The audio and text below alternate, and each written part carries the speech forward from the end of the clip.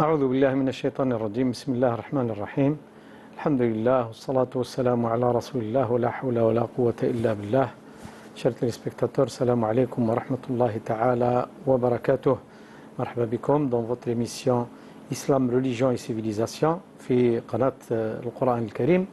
Bien sûr, nous sommes toujours en compagnie du professeur Mohamed Awaz. Marhaba bikum Ustad. La dernière fois, nous avons terminé notre émission en parlant de l'eschatologie en islam, bien sûr. Si vous permettez, professeur, on débutera cette émission, bien sûr, par faire la différence entre l'eschatologie de la fin d'un cycle et l'eschatologie de la fin du monde, ou la fin des temps. Bismillah ar-Rahman ar-Rahim.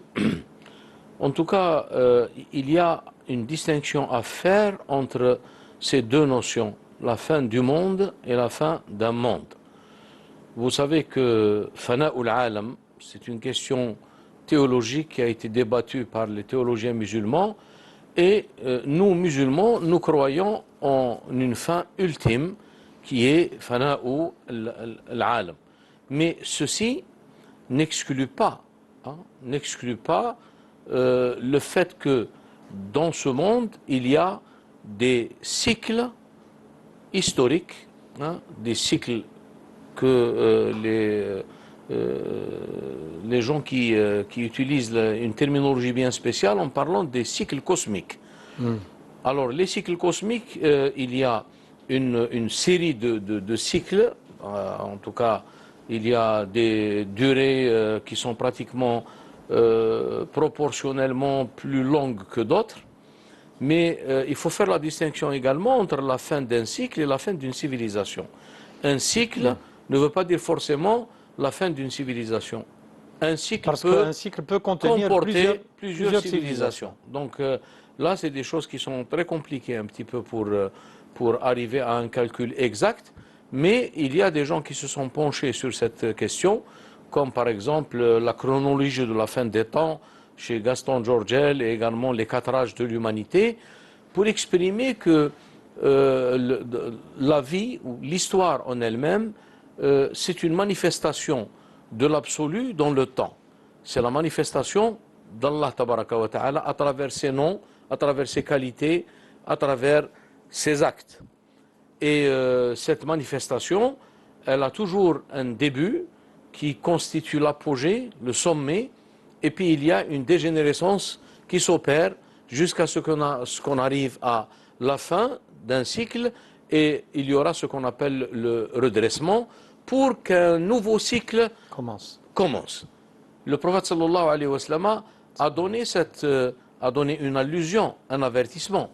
Et je rappelle que ces considérations qui existent dans les textes, mais ils existent, je dirais, sous forme d'allusion, isharat, parce que c'est des choses qui requièrent une certaine, je dirais, une certaine profondeur pour trouver pratiquement, je dirais, le fil en filigrane pour comprendre cette continuité.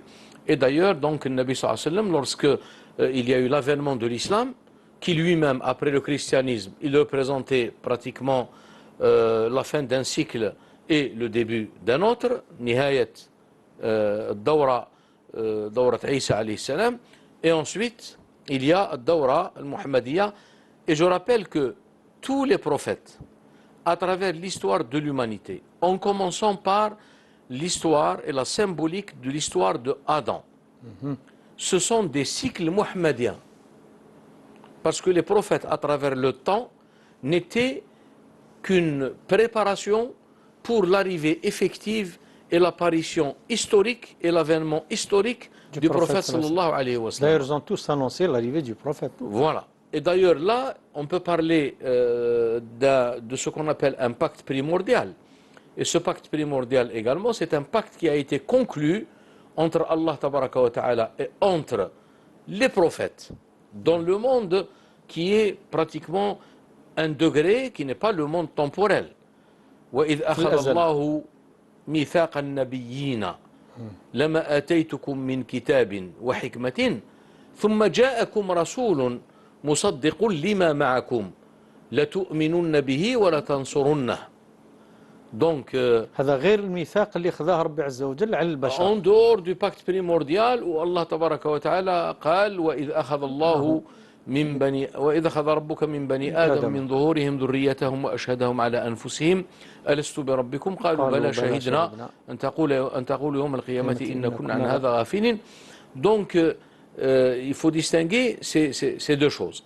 Et donc si vous voulez, la succession des prophètes et des cycles cosmiques par rapport à chaque prophète n'était qu'une préparation pour parvenir à cette perfection et à ce parachèvement que le Coran a évoqué, Al-Yawma akmaltu lakum dinakum, après, donc c'est à la fin du message islamique, Al-Yawma akmaltu lakum dinakum wa atmamtu alaykum ni'mati wa raditu lakum al-islam dina.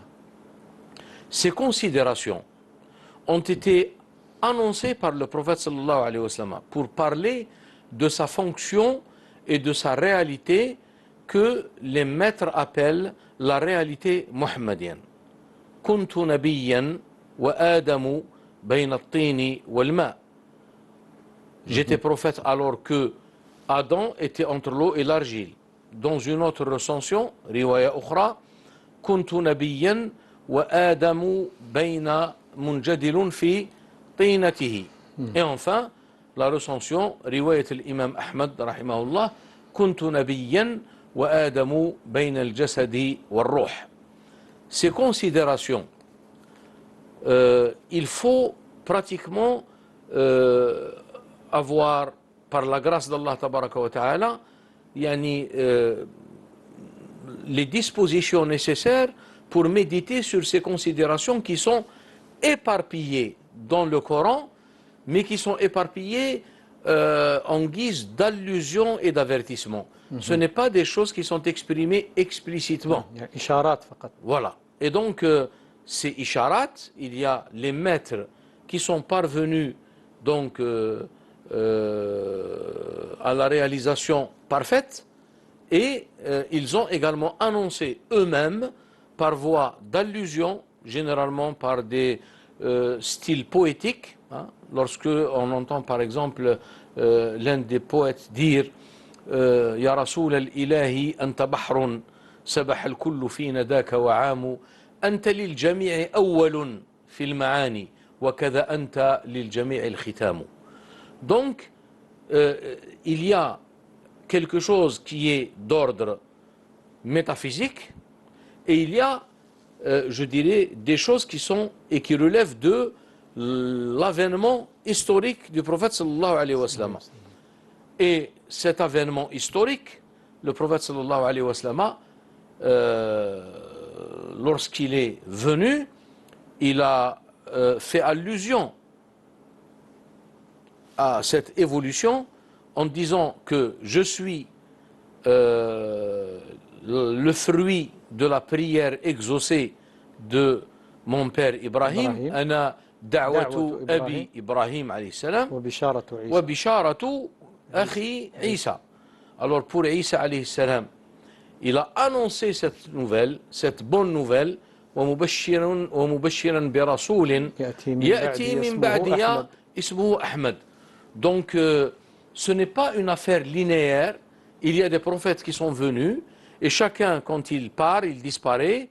Il y a un autre qui vient et ainsi de suite, et on est arrivé à la fin. C'est-à-dire il y a une finalité qui est visée et qui est la finalité de la création même. Et cette finalité, elle a été exprimée dans un hadith quoique discuté par les traditionnistes, mais en tout cas, les maîtres spirituels l'utilisent. Lawlaka lama khalaqtu al-aflak. Donc la finalité de la création, c'est l'apparition historique du prophète sallallahu alayhi wa sallam. Quant à l'aspect spirituel des choses, du côté de la spiritualité, min jihati ar-ruhaniya, fa kullu al-anbiya'i hum madahir, ils sont des manifestations de cette lumière mohammedienne. Et c'est pour cette raison que chaque prophète, quand il est venu, il a annoncé et il a montré qu'il n'était qu'une phase dans l'accomplissement pratiquement de ce processus jusqu'à l'apparition et l'avènement historique du prophète sallallahu alayhi wa sallam.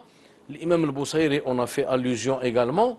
وَكُلُّ آيٍ أَتَى الرُّسُلُ الْكِرَامُ بِهَا فَإِنَّمَا اتصلت من نوره بهم أنت شمس هم كواكبها أنت شمس, s'adressant au prophète sallallahu alayhi wa sallam en parlant de sa fonction et de sa spécificité, de sa particularité.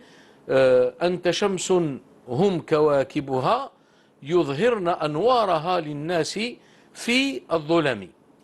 Il y a une expression imagée, une expression métaphorique. Vous avez les étoiles, mais ces étoiles, bien sûr, ont une utilité. Elles sont lointaines. Et justement, lorsque le soleil se lève, on n'a plus besoin. Et c'est pour cette raison que وَمَنْ يَبْتَغِي غَيْرَ الْإِسْلَامِ دِينًا فَلَنْ يُقْبَلَ مِنْهُ. Parce que le soleil est apparu, donc c'est une métaphore.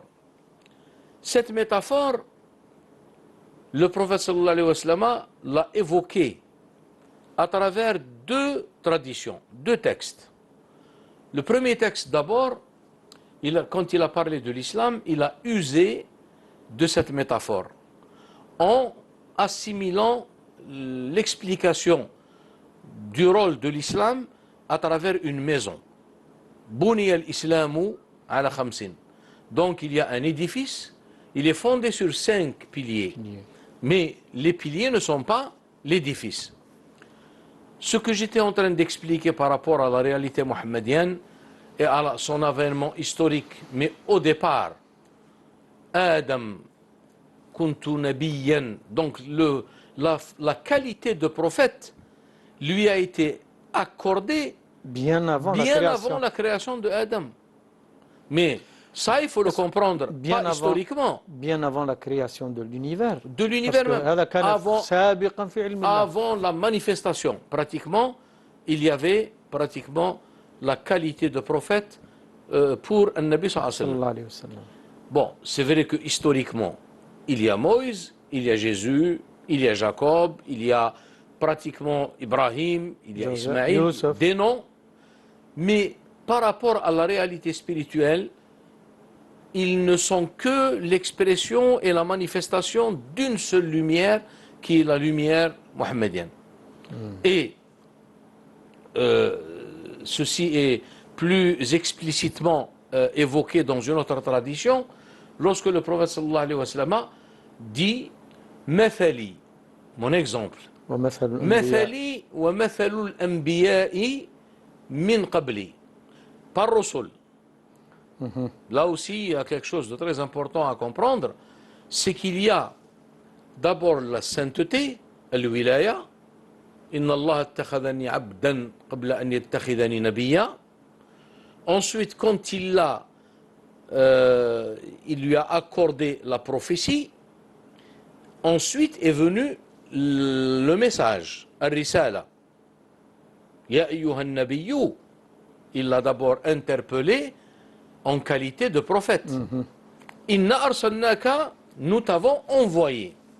Alors ici, il y a beaucoup de gens qui ne comprennent pas et ils disent que, il y a certains qui disent que les saints, il y a certains musulmans, il y a certains maîtres qui disent que le saint est supérieur au prophète. Ils n'ont rien compris parce qu'ils croient que nous parlons de la sainteté et la prophétie et le message indépendamment.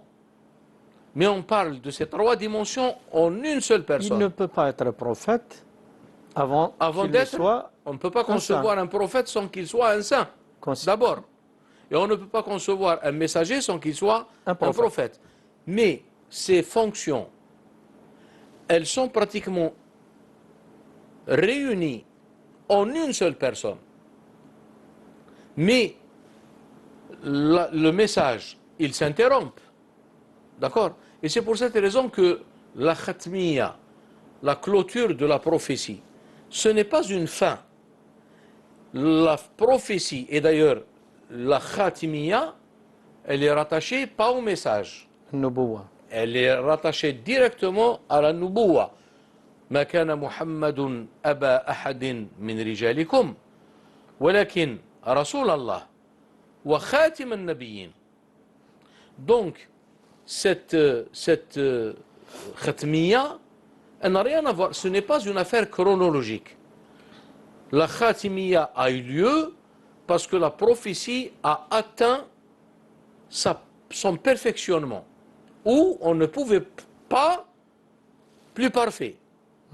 Donc, et cette prophétie, du moment qu'elle a atteint ce perfectionnement, et cette perfection, c'est elle, ou c'est à partir d'elle qu'il y aura ce qu'on appelle l'héritage prophétique. L'wiratha, et on n'a pas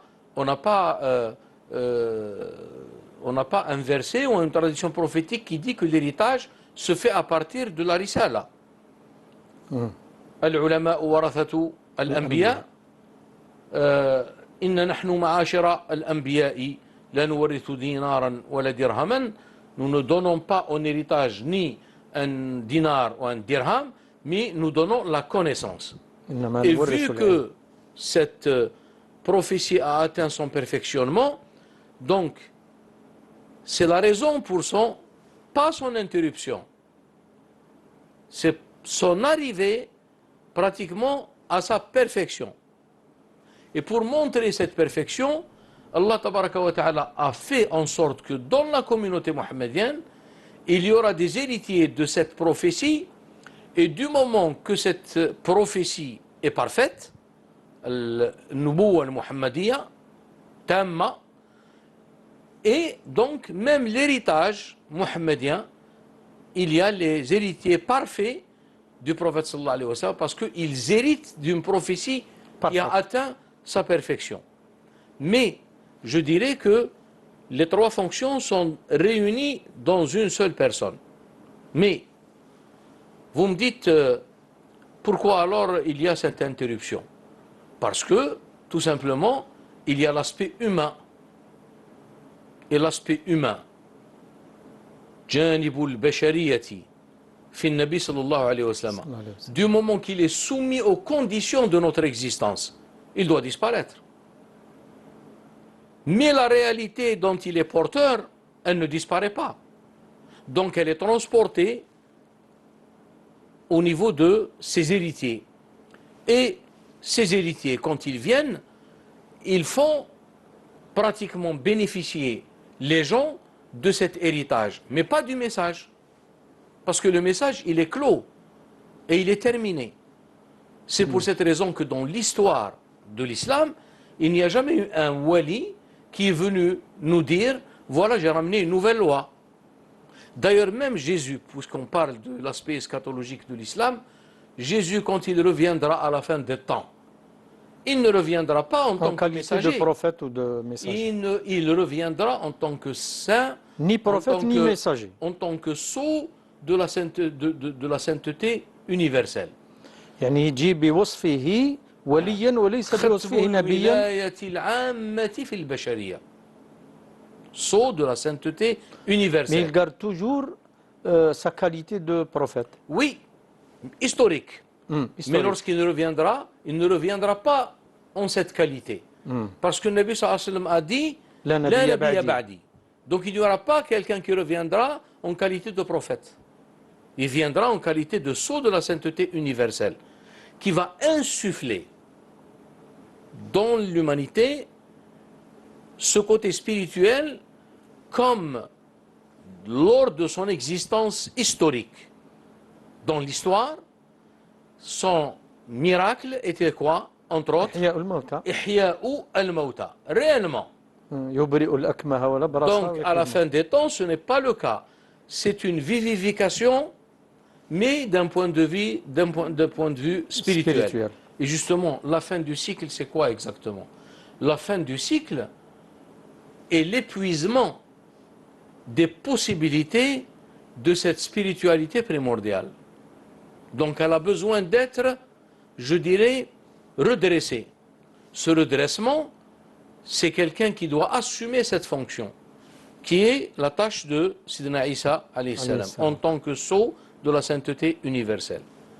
Par contre, le côté de la loi, celui qui viendra pour soumettre l'univers à la loi mohammedienne, il ne ramènera pas une loi.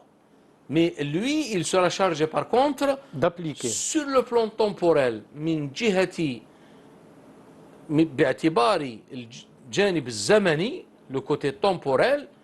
Donc il y aura une autorité spirituelle et il y aura un pouvoir temporel, et l'harmonisation de ces deux fonctions, c'est elle qui réalisera, ou c'est à travers elle, à travers cette harmonisation, que se réalisera le redressement cyclique à la fin des temps.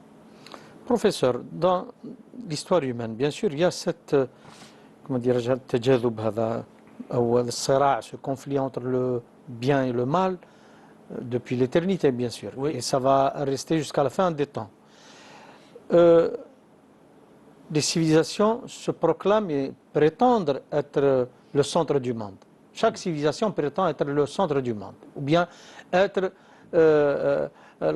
celle qui possède la vérité, ou bien celle qui possède le flambeau pour prendre l'humanité et sauver l'humanité. Oui, mais à ce stade, on a affaire à des gens qui ne tiennent pas ce discours et ce langage. Les gens qui disent que ma civilisation est la meilleure, votre civilisation n'est pas meilleure que la mienne, ça c'est un discours qui n'a rien à voir avec ce dont on est en train de développer.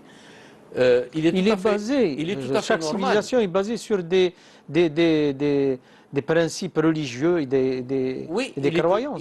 Il est tout à fait normal qu'une civilisation, lorsqu'il y a la naissance d'une civilisation et la manifestation d'une civilisation, il est tout à fait normal qu'elle est au sommet. Parce que dans le cycle, il y a le top, et à partir de ce summum, il y a la manifestation dans le cycle, et cette manifestation ne doit aller que vers le bas. Et c'est pour cette raison que vous avez parlé du bien et du mal, al-khayr wa al-shar. Alors, il y a deux visions.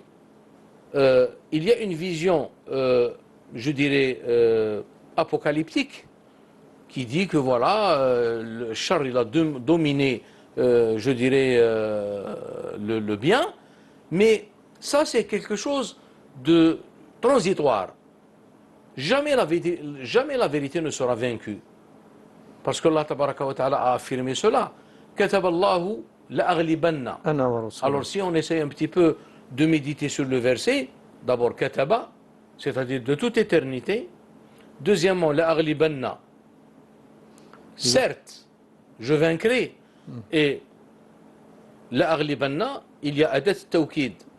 L'âme et le noun à la fin, pour exprimer un petit peu la force de la chose. La'aghlibanna ana wa rusuli. Et donc, je dirais seulement, ceci c'est quelque chose, c'est une certitude. Jamais un prophète a douté de cela. C'est pas possible. C'est absurde. Si un prophète chargé de transmettre ces vérités, il doute, donc c'est absurde. Mais seulement, il y a une évolution dans le temps, et cette évolution, elle va dans un sens de dégénérescence. Pour qu'on arrive enfin à l'épuisement de toutes les possibilités d'un cycle donné, à la fin, pour qu'il y ait le redressement. Le Coran fait allusion à ce cycle, كما بدأنا أول خلق نعيده وعدا علينا. Mais si vous voulez, la perfection divine, الكمال الإلهي يتمثل في نظام ليس أبدع لا يمكن أبدع منه. Et là on revient à la fameuse formule de l'imam al-Ghazali qui disait ليس في الإمكان أبدع مما كان. C'est pour cette raison. Elle est mal comprise. Elle est mal comprise, bien sûr. Mais quand on médite profondément sur cette formule, on comprend que c'est pour cette raison que Ghazali, dans ce contexte, disait que les saints et les rapprochés, al-muqarraboun, si par exemple ils ne veulent pas ou ils redoutent la mort, ce n'est pas parce qu'ils ont peur, mais c'est parce qu'ils veulent réaliser le maximum de ces connaissances qui sont pratiquement le reflet de cette, je dirais, perfection divine. Et d'ailleurs, lorsque Ibn Abbas a dit, en essayant d'interpréter le verset, يتنزل الأمر بينهن خلق سبع سماوات ومن الأرض مثلهن يتنزل الأمر بينهن من بينهن. Si je vous donnerai l'interprétation de ce verset, vous me couperez la gorge. Parce qu'il s'agissait de ces considérations qui sont pratiquement d'ordre métaphysique. Ils ne sont pas d'ordre, je dirais, de la pratique religieuse. Quoique la pratique religieuse, elle est, et d'ailleurs pour nous, il n'y a pas de séparation entre le côté religieux et le côté de la connaissance métaphysique. Seulement la religion, elle est un moyen d'accès qui donne à cet aspect de la métaphysique, à ce domaine de la métaphysique, et qui est, je dirais, une dimension qui la dépasse. Donc, c'est pour cette raison que les grands maîtres qui sont parvenus à contempler cette perfection divine, الذين توصلوا إلى مشاهدة هذا الكمال والإبداع الإلهي, ils n'avaient plus rien à dire. Et ils ont affirmé, celui qui connaît son Seigneur doit forcément se taire. Et dans d'autres circonstances également, nous avons Man arafa rabbahu sakat. Donc parce qu'il n'y a pas plus parfait. D'ailleurs, l'imam al-Ansari, qui est l'auteur de Manazil al-Sa'irin, les étapes des itinérants vers Dieu, et c'est un ouvrage qui a été traduit sous ce titre d'ailleurs, aux éditions du Seuil, les étapes des itinérants vers Dieu, Manazil al-Sa'irin, traduit par Serge Logier de Beaurecueil. Dans les oraisons de l'Ansari, Munajat l'imam al-Ansari, il était en train de parler de ses considérations et des perfections divines. À un moment donné, il est arrivé à dire, c'était la fin et le point final, tu es tout et c'est tout. Donc, il faut comprendre qu'il y a effectivement dans la coutume de Dieu, في سنة الله تعالى هناك الصراع بين الخير وبين الشر. Et ce conflit, il est la règle et la loi même de l'histoire. L'histoire, elle est pratiquement faite de ces, je dirais, التداول والتدافع. Allah tabaraka wa ta'ala évoque cette question. وَلَوْلَا دَفْعُ اللَّهِ النَّاسَ بَعْضَهُمْ بِبَعْضٍ. Il faut qu'il y ait cela. Mais en fin de compte, si vous voulez, la fin, c'est la vérité qui doit vaincre. Je ne dirais pas qui doit vaincre. Je dirais plutôt c'est la vérité qui doit se manifester parce qu'elle ne s'est jamais absentée. Elle n'a jamais disparu. Mais sauf d'un point de vue historique, il y a, comme on dit, des hauts et des bas, il y a des phases conflictuelles qui font que l'histoire, je dirais, évolue. La loi de l'histoire implique l'existence de ce conflit qui n'est rien d'autre, je le rappelle, sur le plan métaphysique et sur le plan de la connaissance spirituelle. Le conflit n'est rien d'autre que la manifestation de deux groupes ou deux types ou deux catégories de noms divins. Il y a les noms de beauté et les noms de majesté. Sifatul Jamal ou Sifatul Al-Jalal. Et donc Sifat Al-Jalal, elle implique, je dirais, des situations. Et Sifat Al-Jamal, voilà. Et donc c'est ça qui fait le conflit. Mais en fin de compte, pour que, à la fin, on arrive à la perfection. Al-Jalalu wal-Jamalu خلقهما الله تعالى وجعلهما في انسجام وتكامل وهذا التكامل هو الذي يعطي ما يسمى بالكمال. Même sur le plan religieux, si on essaye un petit peu méditer sur la spécificité ou dire la nature même du judaïsme et la nature du christianisme, le judaïsme est une manifestation majestueuse. Tajallin min tajalliyat al-jalal. Ce qui explique la rigueur et shidda. كما قال النبي صلى الله عليه وسلم فشدد الله عليهم. Et la manifestation de la beauté, tajalli al-jamal, qui s'est manifesté historiquement à travers le christianisme. Et par la complémentarité, il y a eu, je dirais, l'avènement du prophète la réalité mohammedienne qui a uni en elle, avec une parfaite harmonie, jamalun wa jalal, فكان الكمال. فكان الكمال. Et c'est pour cette raison que le verset, quand il a évoqué la fin du message, اليوم أكملت لكم دينكم وأتممت عليكم نعمتي ورضيت لكم الإسلام دينا. Et quand on dit اليوم أكملت, الكمال, c'est quelque chose de quantitatif. C'est par rapport à la loi.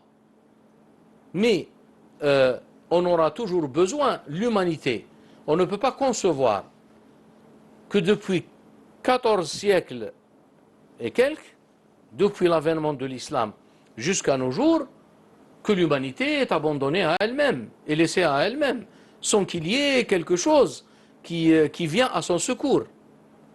Ce n'est rien d'autre que la loi mohammedienne. Mais cette lumière mohammedienne, elle est portée parce que la prophétie, elle a atteint son perfectionnement.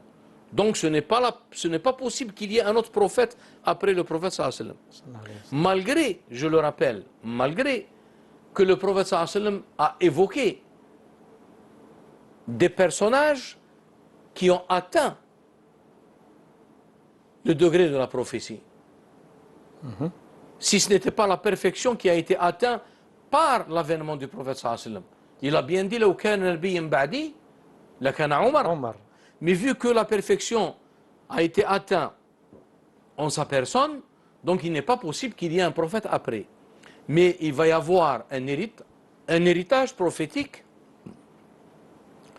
Et cet héritage prophétique, du moment qu'il est un héritage mohammedien, et que la prophétie mohammedienne est la prophétie parfaite, donc l'héritage également spirituel de cette prophétie, il y aura une sainteté, al-wiratha, al-muhammadiyya, al-kamila. Et l'humanité, dans les circonstances actuelles que nous vivons, s'attend à un secours, s'attend à une fin heureuse. Cette fin heureuse, elle ne pourra se faire qu'au sein de la tradition islamique. Ce n'est pas parce que nous sommes du musulman nous disons cela, mais s'il y avait par exemple une autre forme après l'islam, eh bien le redressement se fera dans cette dernière forme. Et vu que la clôture de la prophétie et donc la dernière forme religieuse, c'est l'islam, ad-din islami, la religion musulmane, donc le redressement se fera à l'intérieur, il se fera avec l'harmonisation, comme je disais tout à l'heure, entre deux fonctions. Une fonction temporelle, qui est celle de l'Mahdi. Et si on essaie d'examiner le mot al-Mahdi, sa traduction, on le traduira par le bien guidé. Et cette qualité de bien guidé, c'est par laquelle le prophète sallallahu alayhi wa sallam a qualifié les premiers califes. عليكم بسنتي وسنة الخلفاء الراشدين المهديين. المهديين, c'est le pluriel de Mahdi. Donc, si vous voulez, dans chaque cycle, dans chaque tradition, il y a cet aspect messianique qui consiste en un Mahdi attendu. C'est la fameuse notion du Messia, del Messie, qui viendra pour redresser la situation. Mais tous ces messages messianiques s'inscrivent dans pratiquement cette prophétie mohammedienne et qui ne peuvent pas sortir de cette prophétie mohammedienne. Donc l'harmonisation entre ces deux fonctions, la fonction temporelle à travers le Mahdi, le bien guidé, et la fonction spirituelle. Professeur, dans l'histoire, on trouve que Allah Tabaraka wa Ta'ala a élu, a choisi des saints pour être à côté des prophètes. Oui, Par exemple, le Khadr m'a Sayyidina Moussa. oui, Et il a élu des prophètes sans qu'ils aient une loi ou une charia. On trouve même des prophètes qui, comme akhbar Nabi sallallahu alayhi wa sallam, qui viendront le jour de la résurrection, ils viendront seuls. Il va y avoir Oui. des prophètes qui viendront seuls, sans aucun croyant. Et on trouvera aussi des prophètes messagers qui auront beaucoup de compagnons et d'adeptes. Mais pourquoi cette, pour ne pas dire cette différence, mais pour cette variété? parce que nous n'avons pas compris tout simplement la distinction, je dirais, exacte et précise entre la prophétie et le message. الفرق بين النبي وبين الرسول. Les gens disent un nabi, c'est celui qui a reçu une révélation, wahi, mais il n'a pas été chargé de transmettre. C'est faux. Parce qu'il y a des versets dans le Coran qui montrent que le prophète et le messager, tous les deux, doivent transmettre. Alors le critère qui distingue un prophète d'un messager, c'est que le prophète ne ramène pas une loi nouvelle. لا يكون صاحب شريعة مستقلة. Mais il vient et il agira en fonction, sur le plan de la loi, en fonction de la loi du messager précédent. Al-Anbiya et Al-Rusul qui ont ramené des shara'i' استقلوا بشرائع في تاريخ البشرية, a commencé par Nuh. Et d'ailleurs, ce que je suis en train de dire ici, il faut rappeler peut-être le verset coranique qui parle de cette question. Lorsque Allah Tabaraka wa Ta'ala nous dit Shara'a lakum min ad-din, il vous a établi en matière de religion. Shara'a lakum min ad-din ma wassa bihi, il n'a pas dit Adam. Adam est un prophète. Ma wassa bihi Nuhan. Pourquoi le verset ne cite pas les messagers chronologiquement dans l'histoire ou selon leur ordre chronologique de l'histoire? Il a dit Shara'a lakum min ad-din ma wassa bihi Nuhan, et de Nuh il va directement pour évoquer le prophète sallallahu alayhi wa sallam, parce que c'est lui qui représente le cycle de la prophétie, et les gens qui sont venus à l'intérieur de ces deux limites, ce sont des manifestations de sa lumière, ou bien, comme le disait Cheikh Al-Akbar radiyallahu anhu, innahum nuwabun fi shari'atihi. Sinon, pourquoi alors shar'u man qablana shar'un lana? Exactement. Et c'est pour cette raison que le Coran dit وَطَعَامُ الَّذِينَ أُوتُوا الْكِتَابَ حِلٌّ لَكُمْ وَالْمُحْصَنَاتُ مِنَ الَّذِينَ أُوتُوا الْكِتَابَ. Mis à part ce qui a été abrogé, voilà. Ou bien même voilà. Donc si vous voulez شرع لكم من الدين وما وصى به نوح ما وصى به نوحا والذي أوحينا إليك أن أقيموا الدين ولا تتفرقوا وما وصينا به إبراهيم وموسى وعيسى. Voilà. Nuh, Moussa, Ibrahim, Moussa, Isa, Muhammad. Ça c'est l'ordre chronologique. Dans le verset, ce n'est pas l'ordre historique qui est évoqué. شرع لكم من الدين ما وصينا به نوحا والذي أوحينا إليك. Parce que la synthèse, tu es la synthèse.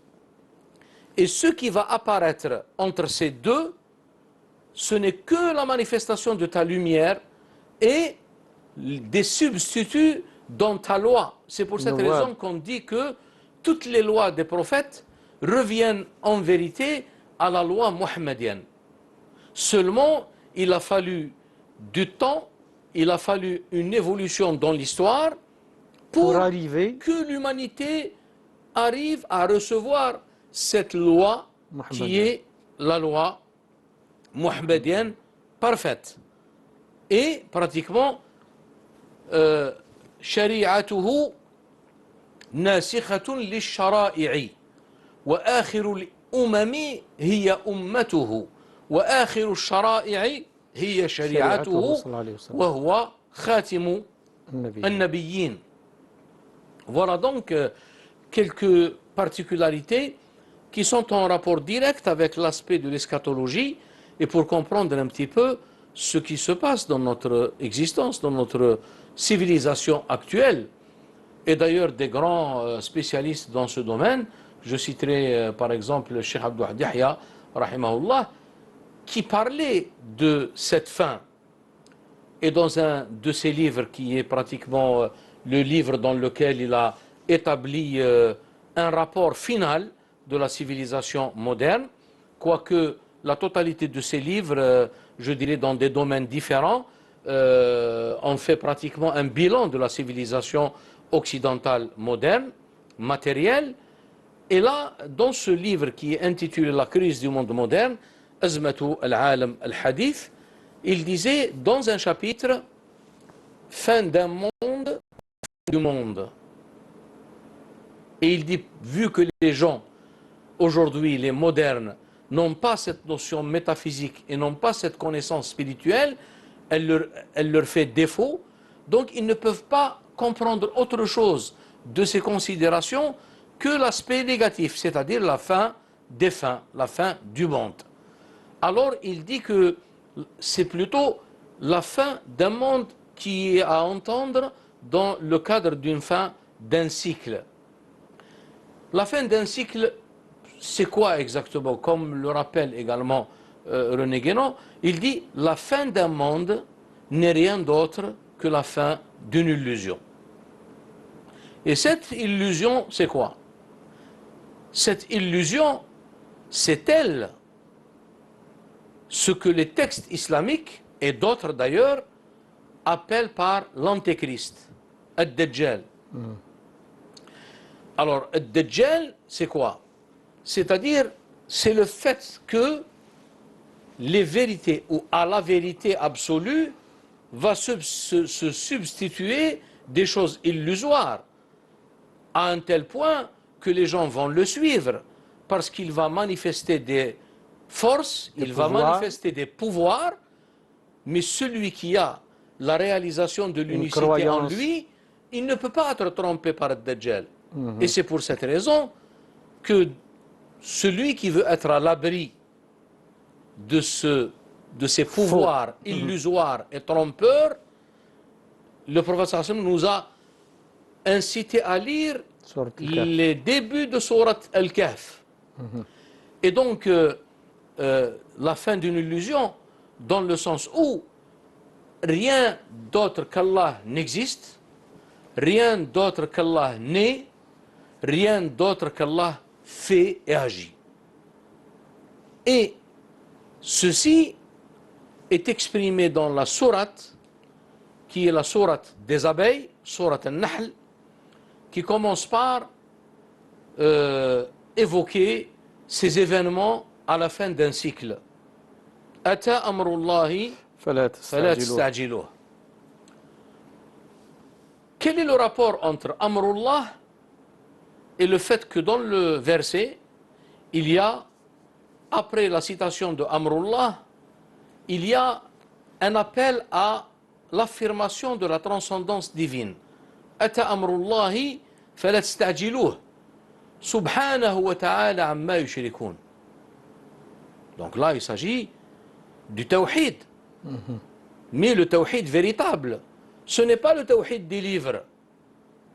Ce n'est pas le tawhid affirmé par les hommes, parce que les hommes, quand ils affirment le tawhid, s'ils se basent sur leur affirmation, elle n'est pas absolue.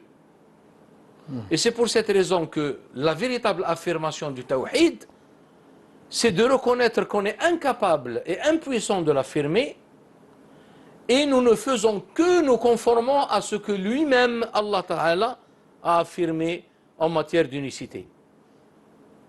C'est ce que nous disons dans des prières, dans le pèlerinage. Et je rappelle que le pèlerinage, c'est le rite où il y a pratiquement le plus de symbolique. Il dit شهد الله أنه لا إله إلا هو والملائكة وأولو العلم قائما بالقسط لا إله إلا هو العزيز الحكيم ونحن نشهد بما شهد الله به. Et nous nous conformons au témoignage qui s'est fait lui-même pour lui-même.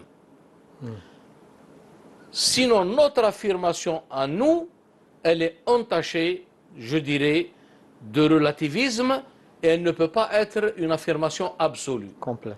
L'affirmation absolue de l'unicité, c'est tel qu'il se l'est faite lui-même pour lui-même.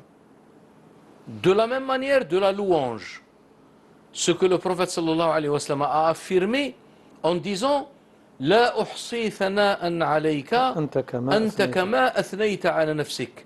Je ne saurais te présenter tes louanges. Tes louanges sont telles que tu te les as présentées toi-même pour toi-même. Donc c'est une question de tawhid. Et je reviens à sourate An-Nahl, la sourate de l'abeille, أتى أمر الله فلا تستعجلوه سبحانه وتعالى عما يشركون. Donc il y a un avertissement. ينزل الملائكة بالروح على من يشاء من عباده pour les conforter. Ce تنزل ينزل تنزيل ينزل الملائكة بالروح وأيدناه بروح القدس. Ce ta'id intérieur qui est indiqué dans cette sourate An-Nahl, ينزل الملائكة بالروح من أمره. Ceci est dans le même contexte qui a été évoqué dans un autre verset.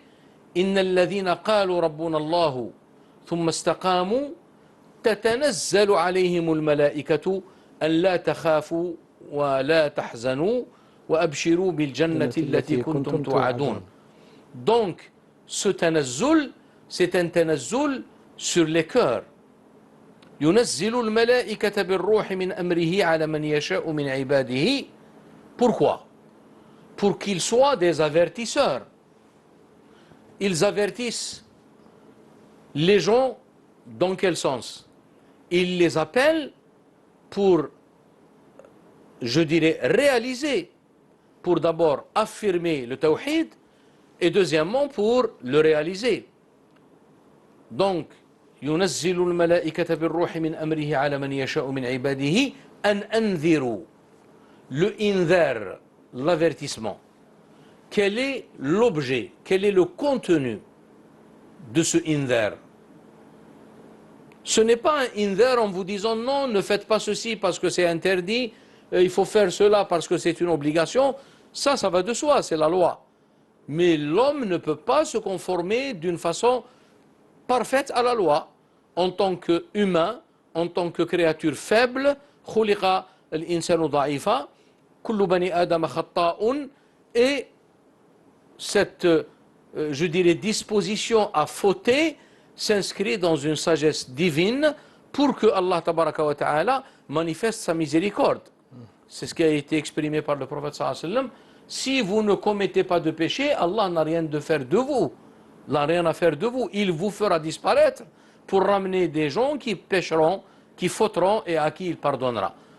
لولا أنكم لا تذنبون لذهب الله بكم ولا أتى بأقوام يذنبون فيغفر لهم.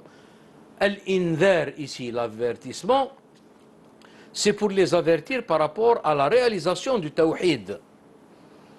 Et c'est pour cette raison que tout de suite après dans ce verset, Ananziru, le contenu c'est quoi? L'objet de l'avertissement et la mise en garde. Al-Inzar, An anziru annahu la ilaha illa ana fattaqun. Voilà. Et ensuite, il y a خلق السماوات والأرض وما بينهما بالحق. Donc ça veut dire que c'est le rétablissement, le redressement et le rejaillissement de cette vérité, parce que je dirais le rejaillissement, pourquoi? Parce qu'il est impossible qu'elle disparaisse. le statut de la création lui-même, la vérité est le statut même de la création. Elle se voile et elle s'occulte à travers le temps jusqu'à ce qu'on arrive à épuisement pour qu'elle rejaillisse de nouveau. Elle rejaillit de nouveau et ce rejaillissement, c'est lui qui annonce le début d'un cycle nouveau. Et de nouveau, le cycle, il va aller vers le bas dans une marche descendante et ainsi de suite. كما بدأنا أول خلق نعيده, ou bien le verset également qui peut être je dirais une allusion à ce phénomène. بل هم في لبس من خلق جديد.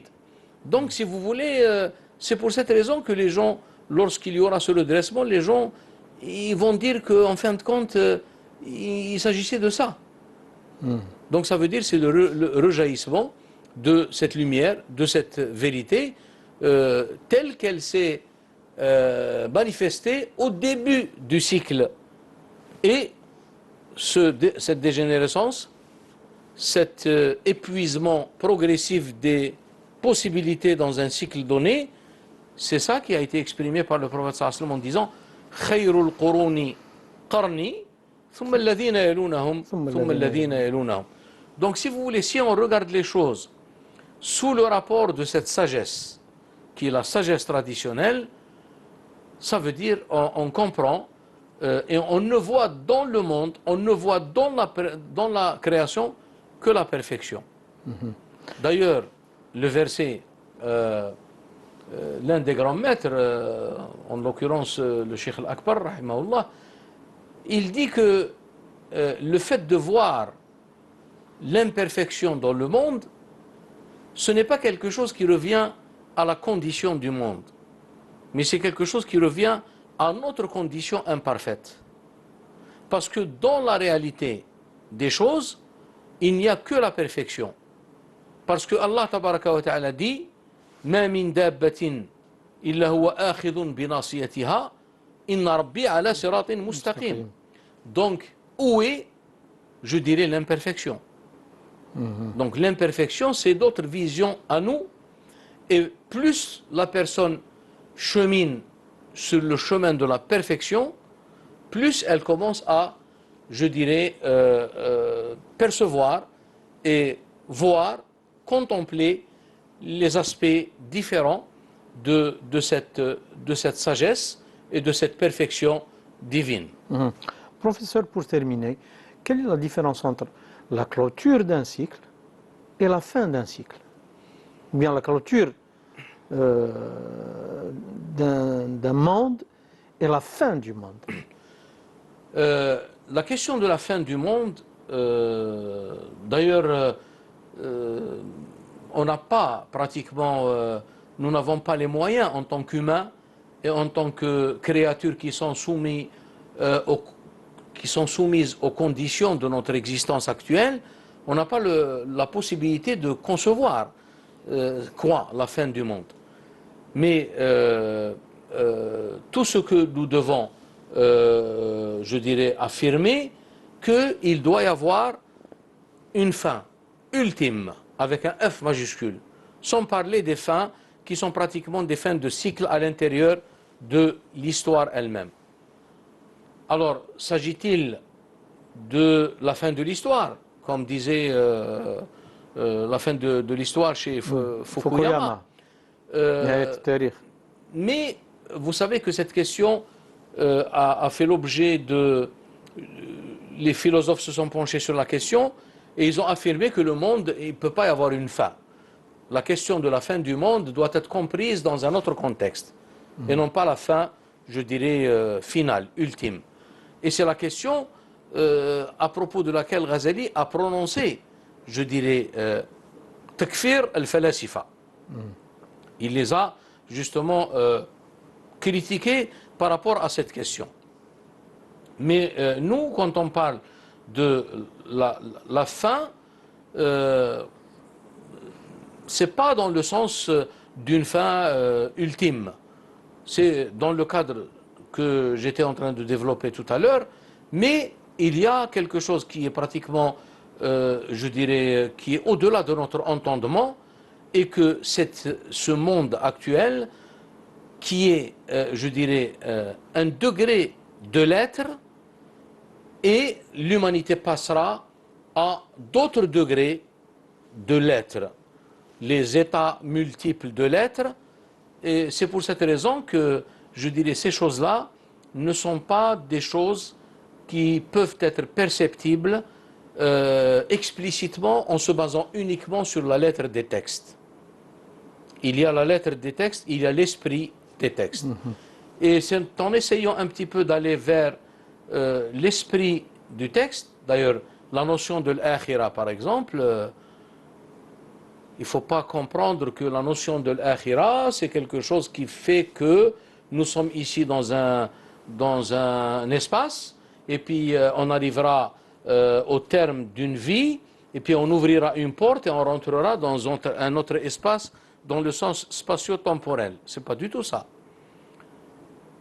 Et c'est pour cette raison que Ibn Atta, quand il essayait un petit peu de donner des flashs pour éveiller la conscience de celui qui cherche cette connaissance, il disait لو أدركت معنى الآخرة لو أدركت معنى الآخرة لعلمت أنها أقرب إليك من أن ترحل إليها. Donc il n'y a pas une affaire de déplacement dans le sens d'un déplacement spatial.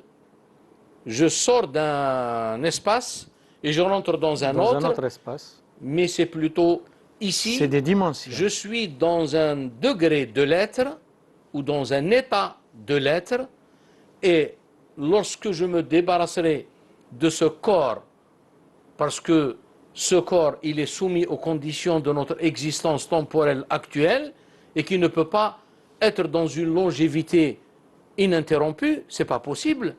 C'est dans ce sens quand on dit le maut rahma. Parce que vous ne pouvez pas, vous arriverez à un moment donné où vous souhaitez vous-même finir et partir pour rentrer dans un autre état de l'être. Et là, il y a pratiquement une évolution également infinie. Cette évolution infinie, c'est elle qui a été évoquée dans Surat Al-Kahf à la fin. قل لو كان البحر مدادا لكلمات ربي لنفد البحر قبل أن تنفد كلمات ربي ولو جئنا بمثله مددا. Et dans l'autre verset ولو أن ما في البحر ولو أن ما في الأرض من شجرة أقلام والبحر يمده من بعده 7 أبحر ما نفدت كلمات الله. Et كلمات الله, les paroles divines, ce n'est pas al-kalam al-ilahi, la parole de Dieu. C'est deux choses différentes. Al-kalimatu wal-kalamu shay'ani mukhtalifan. Merci beaucoup, professeur. C'était vraiment agréable de passer cette heure avec vous. J'espère, Inch'Allah, vous revoir samedi prochain à la même heure. Barakallahu fikum. Atakum saha wa salamu alaykum wa rahmatullahi ta'ala wa barakatuh.